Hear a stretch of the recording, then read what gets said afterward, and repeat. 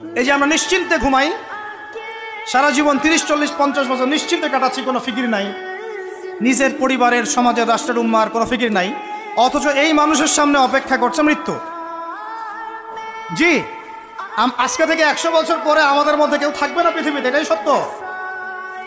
তারপরে আছে কবরের সওয়াল জবাব, তারপরে মিজান, এই পুলসিরাত, পুনরুত্থান, জান্নাত, জাহান্নাম, এগুলো আমাদের সামনে অপেক্ষা করছে। আর সেই মানুষ নিশ্চিন্তে বসে বসে মেয়ের সাথে টাকি মারে, সেই মানুষ বাইক নিয়ে একটা মেয়েকে নিয়ে ঘুরছে, সেই মেয়ে একটা ছেলের সাথে চটপটি ফুচকা খায়, সেই লোক আল্লাহর বিধানকে সরাই দিয়ে শয়তানের বিধান চালু করা শুরু করল, সেই ব্যক্তি সুদ খাচ্ছে, সেই ব্যক্তি ট্রান্সজেন্ডার এই মতবাদ প্রমোট করতেছে, হ্যাঁ, সেই ব্যক্তি শিক্ষার মধ্যে ইসলাম বিদ্বেষী বিষয় ঢুকাই দিল। অথচ এই মানুষের সামনে পরকাল অপেক্ষা করছে।